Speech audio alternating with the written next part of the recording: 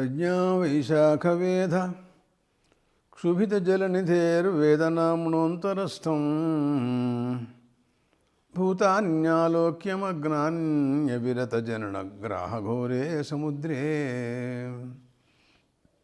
कारुण्यादुद्धधार अमृतमिदममरैर्दुर्लभं भूतहेतो यस्तं पूज्याभिपूज्यं परमगुरुमं पादपातैर्नतोऽस्मि।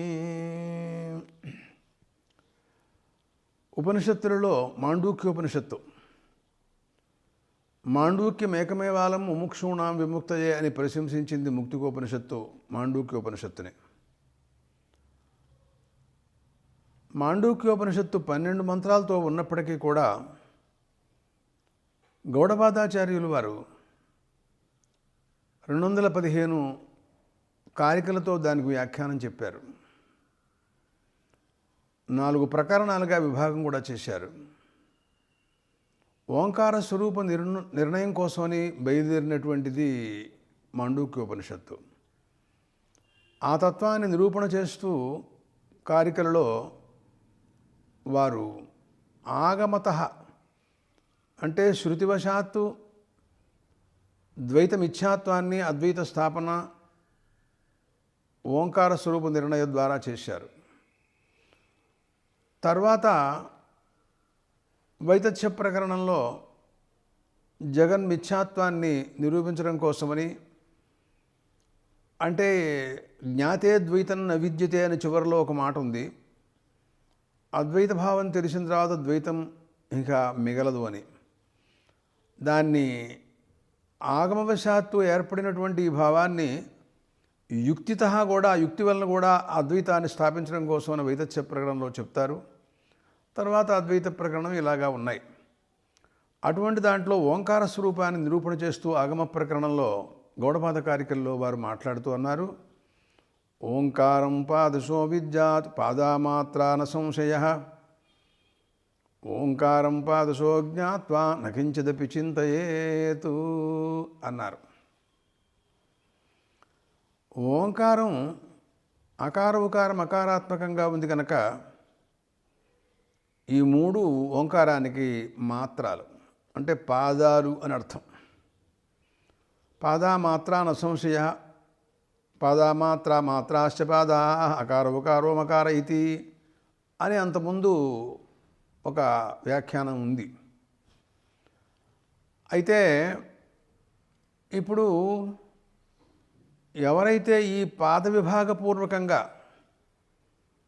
దీని యొక్క స్వస్వరూపాన్ని పరిపూర్ణంగా మాండూక్యోపనిషత్ చెప్పిన ప్రకారంగా ఓంకారాన్ని తెలుసుకుంటారో అలాంటి వారు ఆ ఓంకారాన్ని నిరంతరం ధ్యానం చేస్తూ ఉండాలి. మరొకటి ఏది కూడా వాళ్ళు చింతించకూడదు, అనవసరం. అంటే ఎందుకుని అలా అంటున్నారు? నకించిదపి చింతయేతనుంది ఇక్కడ. ఎందుకోసం ఇలా మాట్లాడుతున్నారు అంటే, దేన్ని చింతించకూడదు అంటే అర్థం ఓంకారం బ్రహ్మ కనుక, బ్రహ్మ సర్వజగత్ స్వరూపం కాబట్టి సర్వజగత్తుల్లో ఎన్నెన్ని ఇహలోక పరలోకాలు అన్నీ కూడా ఉంటాయి కనుక వాట్ల భోగాలు ఏవైతే ఉంటాయో అవన్నీ కూడాను బ్రహ్మజ్ఞానికి అంతర్గతంగా సిద్ధిస్తాయి కనుక, ఓంకారానికి బ్రహ్మకి భేదం లేదు కనుక, అటువంటిప్పుడు ఓంకార ధ్యానం చేసిన వారికి కూడాను సమస్తం సిద్ధిస్తుంది దానికి అర్థం. తనంతట తను ఆ ఉపాసనా బలం వలన అన్నీ అతనికి సిద్ధించినప్పుడు మళ్ళీ తిరిగి ఇతను ఇహలోక భోగాల గురించి పరలోక భోగాల గురించి ఆలోచించడం కానీ చింతించడం కానీ అనవసరం కదా. అందుకోసం నకించిదపి చింతయేతన్నారు. అంటే అర్థం ఏమిటంటే ఇహలోకం దృష్టాదృష్టం ఏది కూడా నచింతయేతని అర్థం అన్నమాట. అంటే దృష్టం అంటే ఇహలోకంలో భోగాలు, నాకు ధనం కావాలి, వివాహం కావాలి, సంతానం లేదు, సంతానం కావాలి అనే కోరికలతో నువ్వు ఓంకార ఉపాసన చేసి ఈ ఉపాసన బలం వలన నాకు ఇవి సిద్ధించాలి అని ప్రార్థించొద్దంటారు. ఎందుకంటే ఇది పరిపూర్ణమైనటువంటి ఆత్మస్వరూపాన్ని నిరూపించేటటువంటిది కాబట్టి. ఆత్మస్వరూప సాక్షాత్కారమే అయిన నాడు ఇంకా ఇవన్నీ లోబడే ఉంటాయి. కానీ ఆత్మాతిరిక్తంగా ఈ జగత్తు ఏమీ ఉండదు కదా. వాడికి అన్ని కోరికలు సిద్ధించినట్టే కానీ ఆత్మజ్ఞానికి నాకు ఫలానా లోకంలో ఫలానా భోగం అనుభవించాల్సినటువంటిది మిగిలింది అని అంటాం ఏమి ఉండదు ఇంక వాడికి. అట్లాగే అదృష్టం కూడాను. అంటే ఇప్పుడు పరలోకాలు ఉన్నాయి, స్వర్గాది లోకాలు, మిగతా లోకాల్లో ఏవో భోగాలు, అవి కూడా ఇతనికి సిద్ధమే, కర్తలామలకమే. అందువలన వీడికి కృతార్థత సిద్ధించేసింది, బ్రహ్మత్వమే ఏర్పడుతుంది. బ్రహ్మ కంటే భిన్నంగా లేదు ఓంకారం. ఈ ధ్యానం చేసిన వాడు బ్రహ్మవుతాడు. ఆ రకంగా కృతార్థుడైన వాడికి ఇంకా అనిత్యమైన ఇహలోక పరలోక భోగాలతో పనేమిటి అసలు నాకు తెలియకడుగుతా. అందుకోసమని ఏమీ చింతించద్దు, నకించిది బిచింత చేతని గౌడపాద కారికల్లో వారు అన్నారు. అతను ఆప్తకాముడు. ఆప్తకాముడు అంటే సమస్త కోరికలు సిద్ధించినట్టే. సోష్ణుతే సర్వాన్ కామాన్ సహా అని అంటుంది తైత్తిరీయం. ఇది సర్వద్వైత అపవాద సమస్త ద్వైతాన్ని పోగొట్టి నీకు ప్రణవ స్వరూప జ్ఞానం అద్వైతం నీకు సిద్ధిస్తుంది.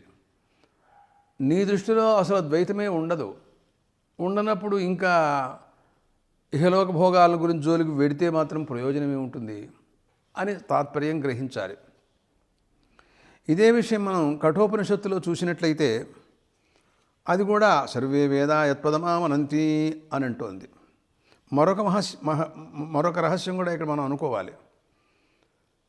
ఎప్పుడైతే ఓంకారాభిధ్యాత ఉంటాడే, నకించిదపి చింతయేతన్నాడు చూశారా, అన్నీ అతనికి పరిపూర్ణంగా సిద్ధిస్తాయి అని అన్నారే.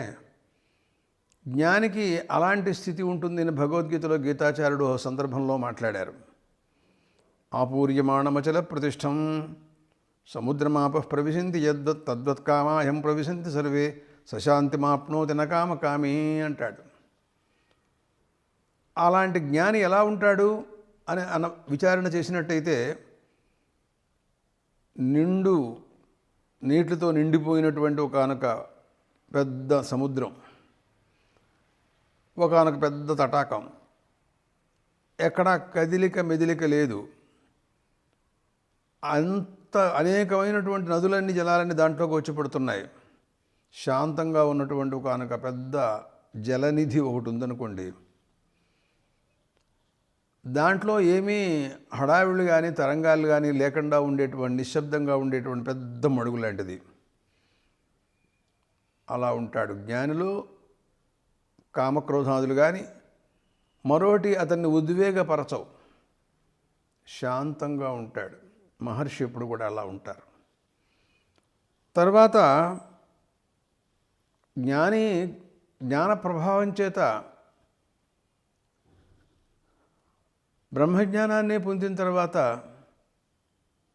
ఇంకా మిగిలిన వాటితో పని లేదని అనుకున్నాను. నకించిదపి చింతయేత్ అంటున్నారు కదా. యావానర్థ ఉదపానే సర్వతస్సంప్రదోదకే తావాన్ సర్వేషు వేదేషు బ్రాహ్మణస్య విజానతః అన్నారు గీతాచార్యుడు. సముద్ర స్థానీయం బ్రహ్మజ్ఞానం. సముద్ర స్నానమే చేసిన వాడికి ఇతర నదులలో స్నానం చేయలేదు అనే లోటు లేదు. అన్ని నదులు దాంట్లో వచ్చి పడతాయి కదా. అందువలన వాడు సర్వనదీ స్నానం చేసినటువంటి వాడవుతాడు. అలాంటి ఒకానొక స్థితి అతనికి ఉంటుంది. అందుకోసం నకించిదపి చింతయేతని వారు అన్నారు. ఇక కఠోపనిషత్తులో చూద్దాం. సర్వే వేదా యత్పదమామనంతి. సమస్త వేదాలు ఏ పరమాత్మ స్వరూపాన్ని నిరూపించడం కోసం పూనుకుంటున్నాయో, సతపాంసి సర్వాణి యద్వదంతి. సమస్తమైనటువంటి తపస్సులు ఏ స్వరూపాన్ని చెబుతున్నాయో, ఇది ఛంతో బ్రహ్మచర్యం చరంతి, ఏ ఆత్మస్వరూప సాక్షాత్కారం కోసమని మహాత్ములు బ్రహ్మచర్యం చేస్తున్నారో తత్తే పదకం సంగ్రహేణ బ్రవీమి ఓమిచ్చేతతు అన్నాడు యమధర్మరాజు గారు నచికేతుడితో మాట్లాడుతూ. ఆ స్వరూపం అంతటా కూడా సంగ్రహంగా నీకు ఓం అని అదే ఇదే అని చెప్పారు ఆయన. అని అంటూ తర్వాత దానికి వ్యాఖ్యానం చేస్తూ యమధర్మరాజు గారు ఏతజ్జేవాక్షరం బ్రహ్మ ఏతజ్జేవాక్షరం పరం ఏతజ్జేవాక్షరం జ్ఞాత్వా యో యదిచ్ఛసి తస్య తతు అని తర్వాత మంత్రంలో వ్యాఖ్యానిస్తూ ఇలా అన్నారు. ఏమో నచికేత, లోకంలో ఏదైనా ఒక శబ్దాన్ని ఉచ్చరించాము అంటే ఉచ్చరించగానే ఒక అర్థం స్ఫురిస్తుంది. గోవు అన్నామనుకో, దాని యొక్క ఆకారం అంతా మనసులోకి వస్తుంది. ఘట అన్నామనుకో, ఆ స్వరూపం అంతా మనసులోకి స్ఫురిస్తుంది. అలాగా ఓం అని ప్రణవోపాసన, ప్రణవ శబ్దాన్ని మనం ఉచ్చరించామనుకో, ఏకాగ్ర చిత్తంతో సమాహితుడై, అలాంటి వాడు విషయ సంపర్కం లేని, జగత్ సంబంధం లేనటువంటి కేవలం పరిపూర్ణమైన జ్ఞానస్వరూపమైన నుండి ఆత్మ భాషిస్తుంది ఆ ఉచ్చరించగానే. ఆ ఓంకారంలో ఆ శక్తి ఉంది. శక్తి ఉంది అంటే ఒక పదానికి ఒక శక్తి ఉంటుంది అని చెబుతారు నైయాయికులు. అస్మాత్ పదాదైవర్థో బోద్ధవజీతి ఈశ్వర సంకేత శక్తి అన్నారు వాళ్ళు. ఒక పదం ఉచ్చరించగానే ఈ పదానికి ఈ అర్థం అనేది ఒకనొక భగవంతుడు పెట్టినటువంటి ఒకనొక శక్తి అన్నారు, సంకేతం అన్నారు. ఘటం అనగానే పొట్ట లావుగాను మూతి సన్నంగాను ఒక బాణలాగా ఒక వస్తువు కనపడుతుంది. అంతేగాని ఘటహనంగానే వస్త్రం అనేటటువంటి భానం రాదు. అలాగా ఒక్కొక్క పదార్థానికి ఒక శక్తి భగవంతుడు పెట్టినటువంటి ఏర్పాటు. ఇది కొత్తగా మనం ఏం ఏర్పాటు చేసింది ఏం కాదు. ఒకటి వింటే ఒకటి రావడం అనేది కూడా అప్రసిద్ధం, అలా జరగదు కూడా ఎప్పుడు కూడా. అట్లాగే ఓంకారం అనేది పరమాత్మ స్వరూపం కనుక తస్య వాచక ప్రణవ అన్నాడు పతంజలి మహర్షి. ఓంకారాన్ని చెప్పేటటువంటి బ్రహ్మస్వరూపాన్ని చెప్పేటటువంటిది ఓంకార ప్రణవం అన్నారు ఆయన. కాబట్టి ఆ ఓంకార ఉచ్చారణ చేయంగానే నీకు పరమాత్మ స్వరూపం నీకు లభిస్తుంది. అదే పరమాత్మ స్వరూపం నేనై ఉన్నాను. ఏ ఓంకారం పరమాత్మ కంటే భిన్నం కాదో, రెండు అభిన్నాలో, అది నేనై ఉన్నాను అనేటటువంటి ధ్యానం, అది నువ్వు చేయవలసినటువంటి పని. ఏతజ్జేవాక్షరం బ్రహ్మ ఏతజ్జేవాక్షరం పరం. పరబ్రహ్మ అదే. సత్యం జ్ఞానమనంతం బ్రహ్మ అని ఉపనిషత్తులు ఏ స్వరూపాన్ని నిరూపిస్తున్నాయో ఆ పరబ్రహ్మ ఓంకారం కంటే వేరు కాదు. అదే మనకి ప్రశ్నోపనిషత్తులో సత్యకాముడితో మాట్లాడుతూ ఏతద్వై సత్యకామ పరంచాపరంచ బ్రహ్మ ఇది ఓంకార అని అక్కడ కూడా అన్నారు. అని అహంగ్రహోపాసనలో ఆ స్వరూపం నేనై ఉన్నాను అని ఒక ఉపాసన చెప్పారు. ఏమండి, మీరు చెప్పినవన్నీ నాకు రావు, నేను చేయలేను, అసమర్థుణ్ణి అనుకుంటావనుకో ఒకవేళ, అప్పుడు సమష్టిగా ఆ స్వరూపాన్ని నువ్వు నిరూపించడం చేతకానప్పుడు అసలు దాంట్లో ఆకారోకార మకారాలు ఏమిటి, విశ్వతేజస ప్రాజ్ఞులు ఏమిటి, ఏమిటో ఈ అభేదాలు ఏమిటో నాకంతా అర్థం కావటం లేదు అని అనుకుంటే సమష్టిగా ఒకనొక ఓంకార స్వరూపం ముందు నువ్వు బ్రహ్మభావన చెయ్యి. ఎలాగంటే ఆదిత్యో బ్రహ్మేచ్యుపాసీత, మనోబ్రహ్మేచ్యుపాసీత, ఆకాశో బ్రహ్మేచ్యుపాసీత అని ఉపాసనా ప్రకరణంలో ఛాందోగ్యోపనిషత్తు వీటిని చెబుతుంది. అక్కడ ఆ వస్తువు యందు నువ్వు బ్రహ్మదృష్టి పెట్టు. నువ్వు అది అనుకుంటూ ఉండాలా. కొంతకాలానికి నీకు బ్రహ్మభావం లభిస్తుంది. నీకు ఆదిత్య స్వరూపం తెలియదు, బ్రహ్మస్వరూపం తెలియదు. తెలియకపోయినా ఇలా అనుకుంటూ ఉండు. ప్రతీకోపాసన ఇలా చేసినట్లయితే బ్రహ్మప్రాప్తి అంటే ఇప్పుడు బ్రహ్మని పొందటానికి ఓంకారం ముఖ్యాతి ముఖ్యమైనటువంటి ప్రతీక ఆలంబనం అన్నమాట. ఏమండి, వారు ఆదిత్యో బ్రహ్మ, కం బ్రహ్మ, ఆకాశం బ్రహ్మ, మనస్సు బ్రహ్మ అని ఛాందోగ్యోపనిషత్తులు చాలా రకాలు చెబుతున్నాయి. ఇవన్నీ ఉంటూ ఉండగా మీరు ఓంకారం ఓమితి బ్రహ్మ అని ఇది కూడా చెబుతోంది. మరి ఏమిటో మాకే అర్థం కావట్లేదండి ఇది అని అడిగా నేను.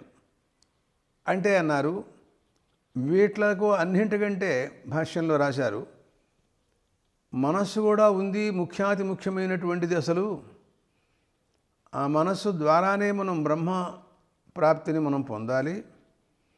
దానికి ముఖ్యమైనటువంటిదిగా సాధనంగా శాస్త్రాలన్నీ కూడా అంగీకరించినాయి. కానీ దానికంటే కూడా ఇంకా దగ్గరగా సన్నిహితంగా ఉండేటటువంటిది, బ్రహ్మను పొందడానికి ముఖ్యాతి ముఖ్యమైన సన్నిహితమైనటువంటిది ఓంకారం. అన్నింటికంటే సన్నిహితంగా ఉండేదన్నమాట. ఇది ఉచ్చరించగానే, నీకు ఓంకారం ఉచ్చరించగానే బ్రహ్మస్ఫూర్తి లభిస్తుంది. మనస్సును ఉచ్చరించగానే నీకు బ్రహ్మస్ఫూర్తి లభిస్తుందని అనుకోవడానికి లేదు. అనేక రకాల భావాలు కూడా నీకు స్ఫురించవచ్చు. అంటూ ఏతదాలంబనం జ్ఞాత్వా అని బ్రహ్మలోకే మహీయతే అనంటూ కఠోపనిషత్తులో యమధర్మరాజు గారు నచికేతుడికి చెప్పినట్లుగా వింటున్నాం. అందువలన పరబ్రహ్మయందు కానీ అపరబ్రహ్మయందు కానీ నీవు ఈ ఉపాసన కనుక చేసినట్లయితే బ్రహ్మ ఎలాంటిదో అలాంటి వాడు అవుతావు, అలాంటి అవకాశం క్రమంగా నీకు లభిస్తుంది అనంటూ ఒక ఘట్టం, ఒక ఉపాసనా ప్రకరణాన్ని గురించిన వివరణంతా కూడా వారిచ్చారు. కారికలలో, గౌడపాద కారికల్లో చూస్తే, యుంజీత ప్రణవే చేత ప్రణవో బ్రహ్మ నిర్భయం ప్రణవే నిత్యయుక్తస్య నభయం విద్యతే క్వచితు. వారు ఏమంటున్నారంటే, మందాధికారులు, ముఖ్యాధికారులు రెండు రకాలుగా ఉంటారని ఇప్పుడు మనం అనుకున్నాం. కొంతమందికి యుంజీత ప్రణవే చేత, పరమార్థ రూపమైనటువంటి బ్రహ్మయందు మనస్సును లగ్నం చేయి. నువ్వు దాని స్వరూపం అంతటా తెలుసుకుని వీట్ల అభేదానుసంధానం, ఈ రకంగా విరాట్ హిరణ్య గర్భ వ్యాకుతులు, విశదీస ప్రాజ్ఞులు, ఈ వకారమకారాలు ఇదంతా నీకు తెలియకపోవచ్చు. నీ మనస్సుని పరమాత్మ యందు నువ్వు లగ్నం చేయి. ఏం జరుగుతుంది దానివలన అని అడిగా. బ్రహ్మ అభయ పదార్థం. మానవుడు భయపడుతూ ఉంటాడు కదా, బ్రహ్మధ్యానం చేసిన వాడికి భయం పోతుంది. నభయం విద్యతే క్వచితు, ఎక్కడా కూడా భయం అంటూ అతనికి ఉండదు. ప్రణవే నిత్యయుక్తస్య, ఎప్పుడూ నిరంతరం ప్రణవానుసంధానం చేస్తూ ఉండేవాడు. అలాంటి వాడు ఎందువలన బ్రహ్మ నిర్భయమో, ప్రణవం బ్రహ్మ ఒకటో, బ్రహ్మ అభయం ఇచ్చినప్పుడు ప్రణవం కూడా నీకు అభయం ఇస్తుంది. ప్రణవం బ్రహ్మతో సమానం, బ్రహ్మ కంటే అతిరిక్తంగా లేదు. ఈ ప్రణవమందు బ్రహ్మ దృష్టి పెడుతున్నావు కాబట్టి అని ఈ రకమైనటువంటి ప్రణవోపాసనాన్ని గురించి మాట్లాడారు ఈ కారికలో. ఈ తత్వం తెలుసుకుని ఎవరైతే నిరంతరం ప్రణవోపాసన చేస్తారో అలాంటి వారికి భయానికి తావు లేదు, ఇలాంటి జ్ఞానికి అని అన్నారు.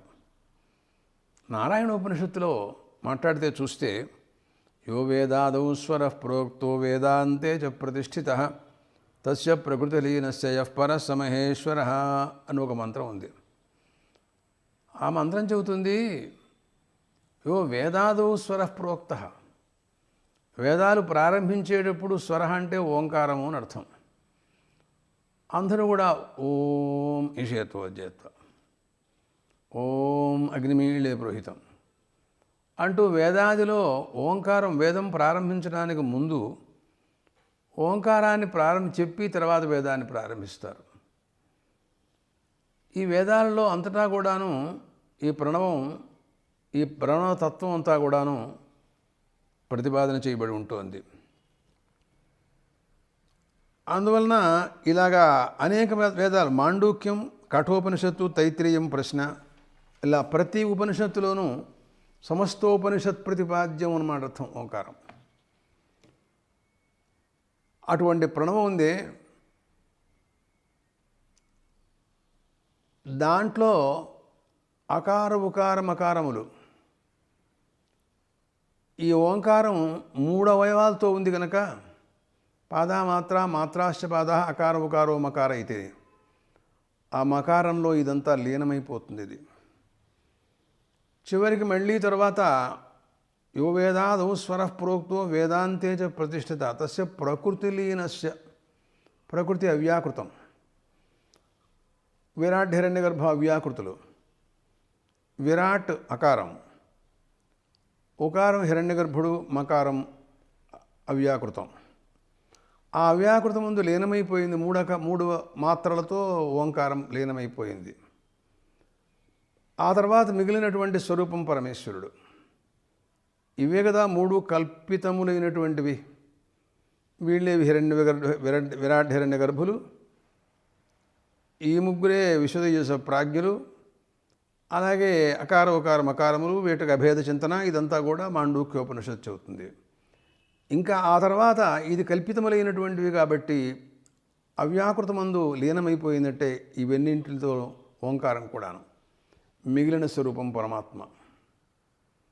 ఆ రకంగా నువ్వు అనుసంధానం చేయి. ఎప్పుడైతే ఈ రకంగా ఉత్కృష్ట, అదే నాదం, చెట్టు చివరిలో నాదం అన్నమాట అది. ఆ నాదమందు, ఆ నాదం పరమాత్మ స్వరూపం అది. అదే మహేశ్వర, ఎఫ్ పరస్స మహేశ్వర అని చెప్పింది నారాయణ ఉపనిషత్తు. నాదం అంటే ఏమిటో నాకు తెలియలేదండి అని అడిగితే, దాని గురించి మాట్లాడుతూ నాదబిందు ఉపనిషత్తు అని ఒక ఉపనిషత్తు ఉంది. ఆ ఉపనిషత్తులో వారు నాదశబ్దాన్ని గురించినటువంటి ప్రసంగం చేస్తూ బ్రహ్మప్రణవ సంధాన నాదో జ్యోతిర్మయ శివ స్వయం ఆవిర్భవేదాత్మ మే మేఘాపాయే అంశుమానివ అన్నారు. ఎప్పుడైతే బ్రహ్మప్రణవ సంధాన నాదం, వీటితో పాటు చివరి అంశం, తురీయాంశంగా మిగిలినటువంటి నాదాన్ని అనుసంధానం చేయగా ఈ ప్రణవం అంతా కూడా ప్రకృతిలో లీనం కాగా చివరిలో ఏ నాదం ఉందో అది జ్యోతిర్మయము అన్నారు. అదే జ్యోతిస్వరూపం అన్నమాట దానికి అర్థం. అంటే ఎప్పుడు నీకు ఇదంతా లభిస్తుంది అంటే, నువ్వు ఉపాసన చేయగా మకారం కూడా చివరిలో అవ్యాకృతంలో లీనమవుతుంది అనేటటువంటి దానికి కొంతకాలం పడుతుంది. ఈ మాండూక్యోపనిషత్ స్వరూపం అంతా కూడా నీకు అర్థం కావాలి. దీనంతటిని నువ్వు మననం చేయాలి. అప్పుడు ఈశ్వరానుగ్రహం పరిపూర్ణంగా నీకు లభిస్తుంది. ప్రారబ్ధ కర్మ క్షయమైపోతుంది. ఆ తర్వాత అది కూడా పోయినట్లయితే నీకు ఈ ప్రారబ్ధ క్షయం ఉంటుందా ఉండదా అని 2 రకాల అభిప్రాయాలు ఉన్నాయి వేదాంత శాస్త్రంలో. బ్రహ్మజ్ఞానికి జ్ఞానం కలిగిన తర్వాత కూడా సంచిత కర్మలు పోయినప్పటికీ, ఆగామి కర్మలు అంటకపోయినప్పటికీ ప్రారబ్ధం ఉంటుంది అని కొంతమంది చెబుతారు. చాలా వరకు సిద్ధాంతం అదే.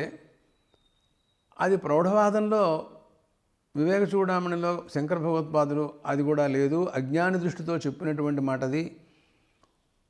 అజ్ఞాని బోధార్థం ప్రారబ్ధం వక్తవ్యశ్రుతి అని ఒక మాట అన్నారు వారు. అజ్ఞాని జన బోధార్థం ప్రారబ్ధం వక్తవ్యశ్రుతి అన్నారు వారు. సరే, తస్య తావదేవచరం యావన్న విమోక్షి అంటూ చాందోగ్యం చెబుతుంది. సరే, ఇది ఇలా ఉంచండి.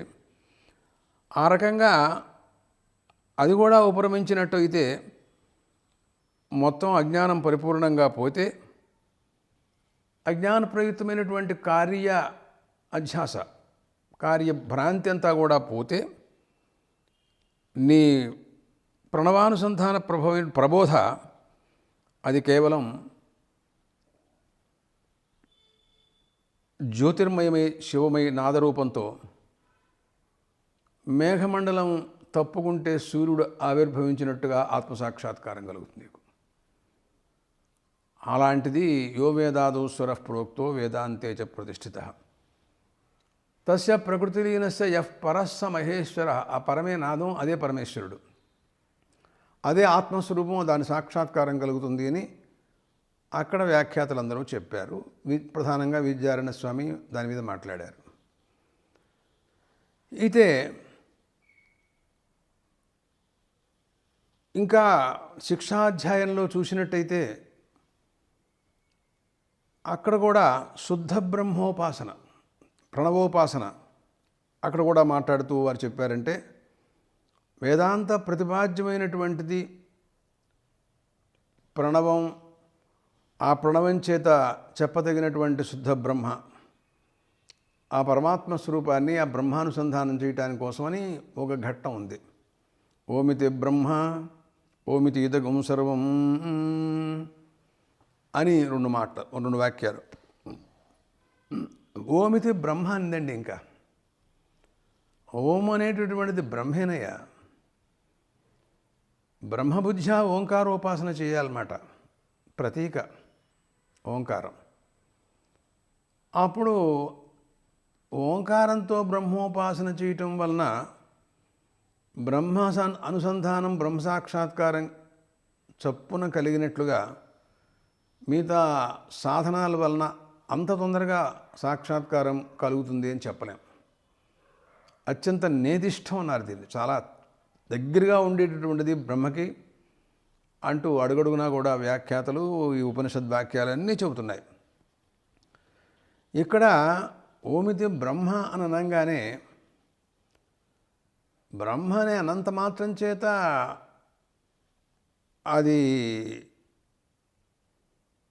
దాని స్వరూపం మనకు సక్రమంగా తెలియదు. బ్రహ్మ అంటేనే ఇంచుమించుగా సర్వవ్యాపకమని, అదృశ్యమగ్రాహ్యమగోత్రం అంటూ ఇలాంటి విశేషణాలన్నీ కూడా బ్రహ్మకి ఉన్నాయి. కాబట్టి బ్రహ్మస్వరూపాన్ని గురించి మనం చాలా వరకు తెలుసుకుంటున్నాం అక్కడక్కడ.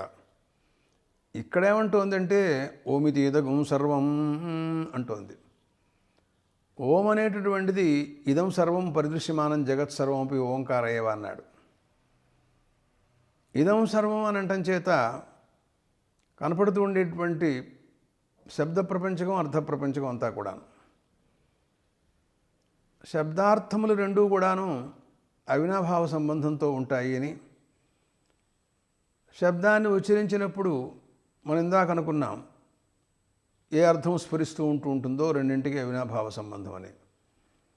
అందువలన పరమాత్మవాచకమైనటువంటిది తస్య వాచక ప్రణవ అన్నాడు పతంజలి మహర్షి. ఆత్మస్వరూపాన్ని చెప్పడానికి వాచక శబ్దం ఏమిటి అంటే ప్రణవమే, ఓంకారమే అన్నారు ఆయన పతంజలి మహర్షి. అంచేత దీని చేతనే నీకు బ్రహ్మ చప్పున స్ఫురిస్తుంది, చప్పున ఉపాసన చేయడానికి కుదురుతుంది, చాలా దగ్గరగా ఉంటుంది అని అక్కడ దాని వివరణంతా కూడా ఉంది. ఒకానొక సందర్భంలో శిక్షాధ్యాయంలో